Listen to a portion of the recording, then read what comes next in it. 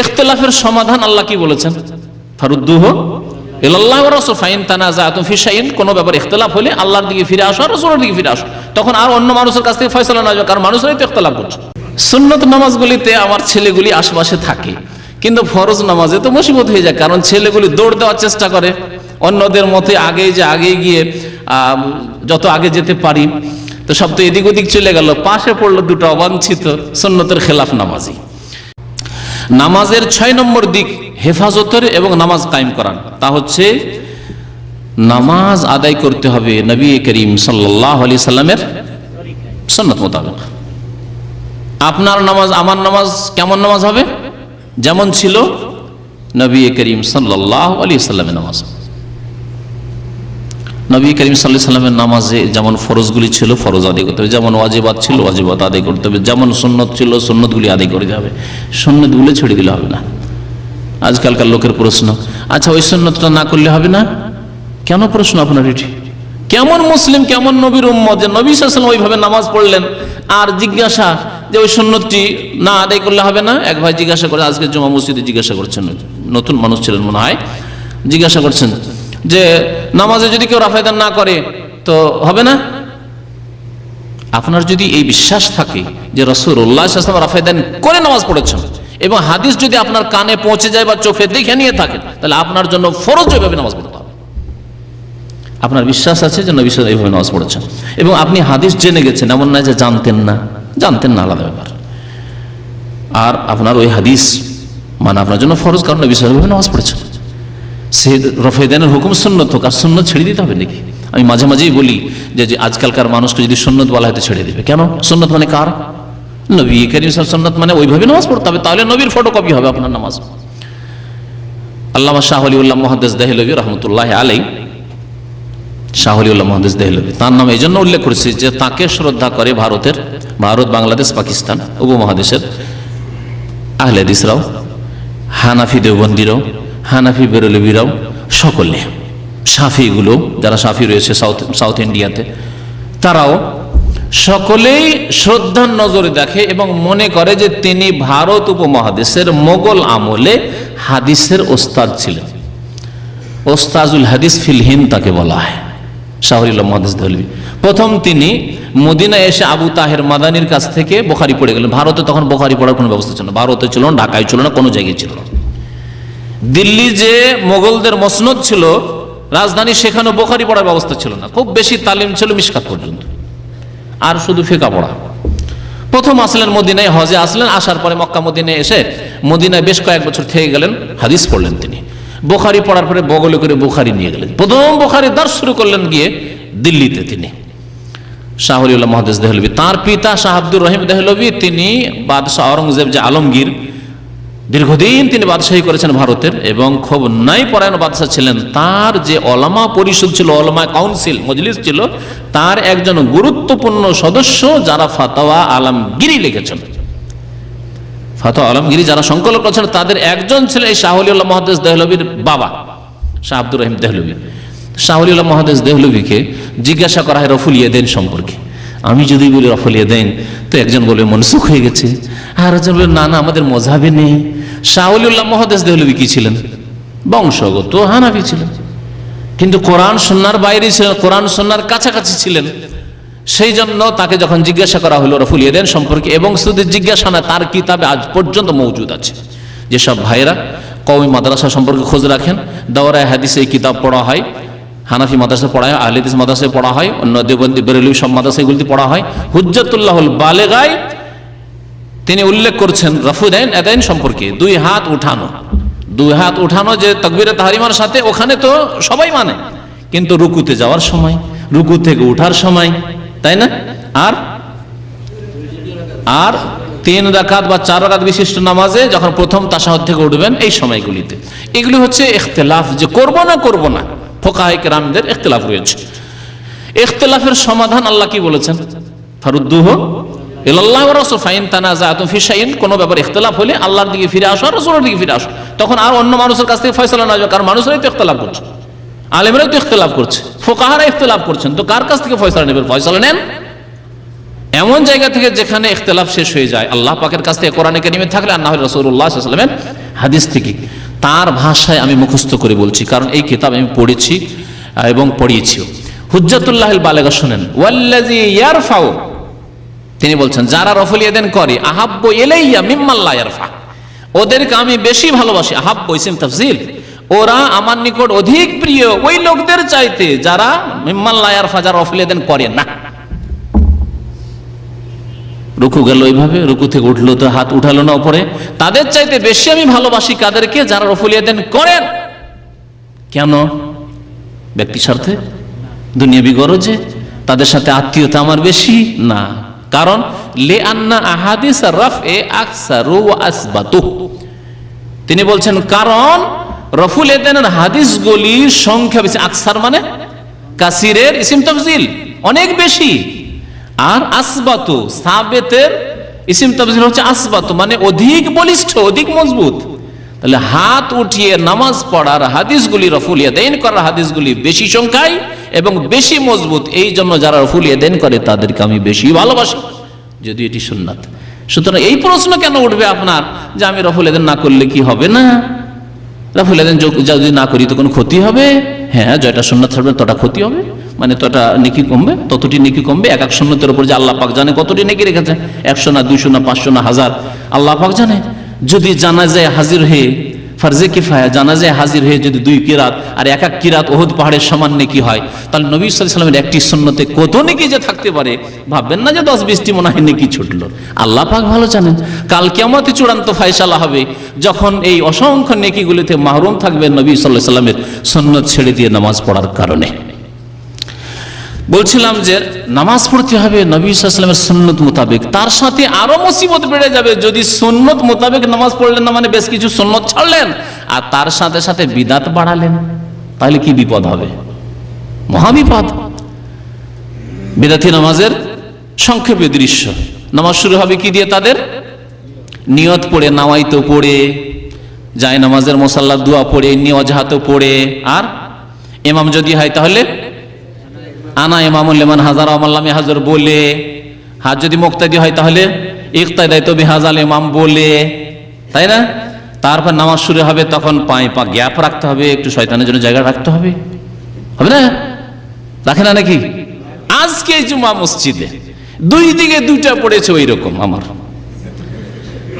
সুন্নত নামাজগুলিতে আমার ছেলেগুলি আশেপাশে থাকে, কিন্তু ফরজ নামাজে তো মুসিবত হয়ে যায়, কারণ ছেলেগুলি দৌড় দেওয়ার চেষ্টা করে অন্যদের মতে, আগে গিয়ে যত আগে যেতে পারি, তো সব তো এদিক ওদিক চলে গেল, পাশে পড়লো 2টা অবাঞ্ছিত সুন্নতের খেলাফ নামাজি।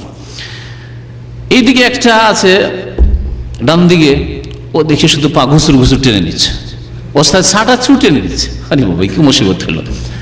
এই কাজ তো আর নামাজ শুরু হইলে তো করা যাবে না, কারণ অনেকে আবার এইরকম করে, নামাজ শুরু হওয়ার পরে ওকে চাপতে থাকে, না রে ওইটাও করা ঠিক না, ও যাচ্ছে সুন্নতের খেলাফ করে, গুনাহগার হবে। ছাটাচ্ছে, ও সরে যাচ্ছে। বাম দিকে যেটা আছে ওটা এক দেশি ভাই আছে, ও তো আরো সরবে। এদিকে যেটা ছিল আরো অশিক্ষিত জাহিল ছিল, দেখলাম পর দেখছি আরো ওই ইয়ামানি বা ওই জাহিরগুলো হবে, তো দেখছি এটাও সরে যাচ্ছে, এরও অ্যালার্জি, চুলকানি আছে। আর এটা তো মানে জানাই আছে যে দেশি নামাজ মানে শয়তান একটা জায়গায় আধা হাত পা 4 আঙ্গুল তো ছাড়তেই হবে, অথবা বড়দের সামনে থাকলে পায়ে পা লাগানো তো বেয়াদবি হয়ে যাবে, এইসব শয়তান শিখিয়ে দিয়েছে। নবী করিম সাল্লাল্লাহু আলাইহি ওয়াসাল্লাম বলছেন তারাসু, সেটে যাও, রাস মানে একবারে সীসা পিঘলানোর মতো দাঁড়াও, সুদ্দুল খালাল, ছিদ্রগুলি বন্ধ করে দাও। এগুলি কার কথা? নবী করিম সাল্লাল্লাহু আলাইহি ওয়াসাল্লামের কথা। আবু দাউদের হাদিস, সহিহ বুখারীতে বিভিন্ন হাদিস রয়েছে, সহিহ বুখারীতে রয়েছে। আনাস বিন মালিক রাদিয়াল্লাহু তাআলা বলছেন যে আমরা সাহাবায়ে কেরামরা কাঁধে কাঁধ মিলিয়ে নিতাম, ওয়াল কাদাম বিকাদামিহি ওয়াল কাব বিকাবিহি, টাকনার সাথে টাকনা মিলাইতাম, পায়ের সাথে পা মিলাইতাম। আর এরা বলছে না না না, জায়গা রাখতে হবে। ওয়ালা তাজালু ফুরজাতিল লিশ-শায়তান, শয়তানের জন্য খালি জায়গা রাখছেন না। কে বলছেন? রাসূলুল্লাহ সাল্লাল্লাহু আলাইহি ওয়াসাল্লাম। আপনি নামাজে নবীর নামাজ পড়ছেন, এইভাবে আপনার সাথে সাথে আপনি দূরে সরে যান, এমন ভাবে দাঁড়ান যাতে করে আপনার সাথে কেউ ছাড়তে না পারে। আল্লাহ যেন বোঝার তৌফিক দান করেন এবং সুন্নত মোতাবেক আমল করা, নামাজ পড়া তৌফিক দান করেন। তো বলছিলাম যে নবী করিম সাল্লাল্লাহু আলাইহি ওয়াসাল্লামের নামাজের মতো নামাজ পড়তে হবে। মালিক বিন হুয়াইরিস রাদিয়াল্লাহু তাআলা একটি হাদিস বর্ণনা করছেন, বলছেন যে নবী সাল্লাল্লাহু আলাইহি ওয়াসাল্লামের কাছে আমরা আসলাম, ওয়া নাহানু শাবাবা, যুবক লোক সব ছিলাম, মুতাকারিবুনা, সব একই বয়সের কাছাকাছি। ফাআকামনা ইন্নাহু 20 লাইলা, 20 দিন ইসলাম কবুল করার পরে 20 দিন আমরা থাকলাম। যুবকদেরকে দেখে নবী সাল্লাল্লাহু আলাইহি ওয়াসাল্লাম একটু মায়া হলো, যে লোকগুলির বিবি বাচ্চা বাড়িতে হয়তো আছে, নতুন নতুন বউ ছেড়ে এসছে, আর কতদিন থাকবে। ফাজান্না আন্না ইশতাকনা আহলানা, নবী সাল্লাল্লাহু আলাইহি ওয়াসাল্লামের খেয়াল হলো যে আমাদের হয়তো বিবিরা খুব মনে পড়ছে। 20টা দিনেই যদি নবী সাল্লাল্লাহু আলাইহি ওয়াসাল্লাম এত খেয়াল রাখেন উম্মতের যে কত বিবি মনে পড়ছে, তো যারা 1 বছর 2 বছরের জন্য আছেন, হ্যাঁ, আল্লাহ পাক যেন আমাদেরকে যেন ধৈর্য ধরা তৌফিক দান করেন এবং আল্লাহ পাক যেন গুনাহ থেকে বাঁচিয়ে রাখেন। ওয়া সাআলানা আম্মান তারাকনা, জিজ্ঞাসা করলেন যে কি বাবা ফি আহলিনা, বাড়িতে কি আছে, বিবাহিত, তুমি বিয়ে করেছো, তুমি বিয়ে করেছো। নবী সাল্লাল্লাহু আলাইহি ওয়াসাল্লাম তাহলে সাহাবায়ে কেরামদের, নতুন মুসলমানদের খোঁজ খবর নিতেন। জিজ্ঞাসা করলেন, ফাআখবারনা, বললাম যে হ্যাঁ আমরা বিয়ে করেছি। ওয়া কানা রাফিকান রাহিমান, নবী সাল্লাল্লাহু আলাইহি ওয়াসাল্লাম অত্যন্ত নম্র ছিলেন এবং অত্যন্ত দয়ালু ছিলেন। রাহিমান, অত্যন্ত রফিক এবং রাহিম ছিলেন। ফাকালা ইরজু ইলা আহলিকুম, যাও তোমরা যুবক মানুষ, যাও নিজের বিবিদের কাছে যাও, আর যা শিখলে তার উপর আমল করো গিয়ে। ফাআল্লিমুহুম, ওদেরকে যা কিছু শিখেছো তাদেরকে তালিম দাও, যাও স্ত্রীকে শিখাও, আত্মীয় স্বজনদেরকে শিখাও, নিজের গ্রামবাসীকে শিখাও। ওয়ামুরুহুম, এবং তাদেরকে আদেশ করো, ওয়াসাল্লু, এবং তোমরা নামাজ পড়ো। কামা রাআইতুমুনি ওয়াসাল্লি, ওয়াসাল্লু কামা রাআইতুমুনি, যে হাদিসটা আপনারা এক অংশ মুখস্থ রেখেছেন, এটা এই বড় হাদিসের একটা অংশ। ওয়াসাল্লু কামা রাআইতুমুনি ওয়াসাল্লি, তোমরা যে 20 দিন আমাকে দেখলে যেমন ভাবে নামাজ পড়তে, ওই রকম নামাজ পড়বে। নামাজকে 4 ভাগে বিভক্ত করবে না, যে এটা হচ্ছে মালিকি নামাজ, হাত ছেড়ে নামাজ, এটা হচ্ছে হানাফি নামাজ, হ্যাঁ, এটা হচ্ছে শাফি নামাজ, বুঝতে পেরেছেন? এইভাবে ভাগ করবে না। সাল্লু কামা রাআইতুমুনি ওয়াসাল্লি, যেমন নামাজ পড়তে দেখেছো ওই রকম নামাজ পড়ো। 20টা দিন দেখলে যথেষ্ট, দেখে নিয়েছো, যথেষ্ট শিখে নিয়েছো, ওইভাবেই নামাজ পড়বে। ওয়াইজা হাজারাতিস সালাত, নামাজের যখন সময় উপস্থিত হবে, ফালিউআজ্জিন লাকুম আহাদুকুম, তোমাদের একজন আজান দেবে। আজান দেওয়ার ক্ষেত্রে যোগ্য ব্যক্তি হওয়া জরুরি নয়, একজন আজান দিলে হয়। আহাদুকুম বলেছেন নবী সাল্লাল্লাহু আলাইহি ওয়াসাল্লাম। সুম্মা লিউআম্মাকুম আকবারুকুম, অতঃপর তোমাদের যেন ইমামতি করে তোমাদের যে বড়। বড়কে কেন ইমামতি করতে বললেন? হ্যাঁ, বড় ইমামতি করবে নাকি? হ্যাঁ, কে বলবে এর উত্তর? নবী করিম সাল্লাল্লাহু আলাইহি ওয়াসাল্লাম এই হাদিসে বললেন বড়কে ইমামতি করতে। বড়, তাহলে আমার আব্দুল খালেক ভাই বড় আছেন বয়সে, দাড়ি সাদা হয়ে গেছে, ওনাকে সমস্ত লোকের ইমামতি দিয়ে দেবেন নাকি তাহলে? হ্যাঁ, এলেমের দিক দিয়ে বড়। নবী সাল্লাল্লাহু আলাইহি ওয়াসাল্লাম কথা বলেননি, আকবরকুম বলেছেন। একসাথে মুসলমান হয়েছে, 20 দিন হয়েছে, তাহলে শিখেছে সমান সমান। নবী সাল্লাল্লাহু আলাইহি ওয়াসাল্লাম ভালো করে জানছে শিক্ষার দিক দিয়ে সবটি তো সমান সমান। সমস্তগুলি যদি দাওরা ফারিক হয়, কামেল পাস, 10 জন আছে কামেল পাস, সবগুলি কামেল পাস, তাহলে কি করবেন?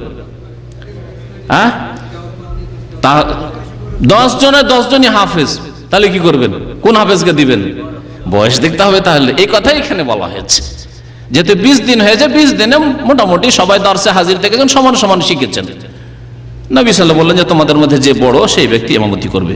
তো বলছিলাম যে নামাজ নবী করিম সাল্লাল্লাহু আলাইহি ওয়াসাল্লামের সুন্নত তরিকায় পড়তে হবে। নামাজের সালাম ফেরার পরে আমাদের সে বিদআত শুরু হয়ে যায়। মোনাজাত না করলে খবর আছে, মোনাজাত না করে উঠেই দেখেন। অথচ নবী সাল্লাল্লাহু বলছেন যে নামাজ শুরু হয় কোত্থেকে? মিফতাহুস সালাত আত-তুহুর, নামাজের চাবি হচ্ছে পবিত্রতা, ওযু। ওয়া তাহরিমুহা তাকবীর, এবং নামাজের তাহরিম, নামাজের আরম্ভ, তাহরিম এখান থেকে দুনিয়ার কাজ কর্ম কথা হারাম, এবং নামাজ শুরু হয়ে গেল তাকবীর দিয়ে, আল্লাহু আকবার, তাকবীরে তাহরিমা দিয়ে নামাজ শুরু। আর দেশীয় নামাজে নামাইতো দিয়ে নামাজ শুরু, যায় নামাজে দিয়ে দিয়ে নামাজ শুরু, তারপর ইক্তেদায়ে বিহাযাল ইমাম বলতে হবে। কোথায় পেলেন এসব কথা? আপনার নবী, আমার নবী সাল্লাল্লাহু আলাইহি ওয়াসাল্লাম তো বলছেন যে তাহরিমা তাকবীর, আল্লাহু আকবার দিয়ে নামাজ শুরু হয়ে গেল। ওয়া তাহলিলুহা তাসলিম, এবং নামাজ শেষ তাহলিল, সবকিছু হালাল হয়ে গেল আপনার জন্য। দুনিয়ার কাজ কর্ম কথা, চলে যাওয়া, উঠে যাওয়া, গাড়িতে চড়া, সফর শুরু করা, হ্যাঁ, মসজিদের বাইরে চলে যাওয়া, হালাল হয়ে গেল। তাসলিম, সালাম ফিরলেই তো সালামের পরে বাধ্য হয়ে বসে থাকতে হবে, দোয়া মোনাজাত সম্মিলিত করতে হবে। ইমামের মোনাজাতে কেন শরীক হলেন না? আপনার খবর আছে, আপনার এই মসজিদে আসা চলবে না। দেশে ছুটি যান, আর গিয়ে যদি মোনাজাতে সম্মিলিত মোনাজাতে হাজির না হন, তাহলে দেখেন গ্রামের লোক কি করে। আপনার এটাই করবে, এই বিদাতি কাজই করবে, এই জুলম অত্যাচার করবে যে আপনি মসজিদে আসবেন না, আমাদের ইমাম সাহেবের সাথে মোনাজাত করেন না, আপনার দোয়া নসিব হলো না। আমাদের এক ভাই বলেছে যে কখনো আপনাকে দোয়া করতে দেখলাম না, তো তো বদনসিব। আর এই বদনসিব জানে না যে বিদাতি হয়ে জাহান্নামে যাবে, এই বদনসিব খবর রাখে না। সবচেয়ে বড় বদনসিব যে তাওহীদ থেকে দূরে অথবা সুন্নাত থেকে দূরে, নবীর তরিকা থেকে দূরে। কুল্লু বিদআতিন দালালা ওয়া কুল্লু দালালাতিন ফিন্নার। প্রত্যেক বিদআত হচ্ছে গুমরাহি, আর গুমরাহির পরিণাম হচ্ছে জাহান্নাম। আর দোয়া করবেন, আল্লাহকে ডাকবেন, যত নির্জনে ডাকবেন তত ভালো। যত আপনি অন্ধকারে ডাকবেন, যেখানে আপনার ছাড়া কেউ জানতে পারলো না, আপনার স্ত্রী অনেক সময় জানতে পারলো না, তত বেশি সুন্দর করে কাঁদতে পারবেন ইখলাসের সাথে। মানুষের সামনে কান্না হলে অনেক সময় ভান করে কান্না হয়, অনেক সময় শয়তান আরেক দিক দিয়ে একটা রাস্তা খুঁজে যে লোকের সামনে কাঁদতে পেরেছিস মানে তোকে তো লোকেরা খুব ভালোবাসবে, এখন আল্লাহর ওলি মনে করবে। শয়তান ওই দিক দিয়ে তোমাকে গুমরা করে, ভালো মানুষদের কিভাবে গুমরা করবে। সুতরাং যদি নির্জনে কান্না করতে পারে আল্লাহর সামনে এবং দোয়া করতে পারে আরো ভালো। রাত্রে উঠে তাহাজ্জুদ পড়ে আপনি কাঁদেন, সিজদায় পড়ে পড়ে কাঁদেন, আল্লাহর কাছে দোয়া করেন। কিন্তু দোয়া মানে এই না যে বিদাতি মোনাজাত, আর এর নাই মনে করেন যে আপনি খুব ভাগ্যবান। না, ভাগ্যবান না, আপনি বিদাতি। নামাজ সালাম ফিরলেই শেষ হয়ে যায়। সুতরাং ওইভাবে নামাজ পড়তে হয় যেভাবে নবী করিম সাল্লাল্লাহু আলাইহি ওয়াসাল্লাম নামাজ পড়েছেন।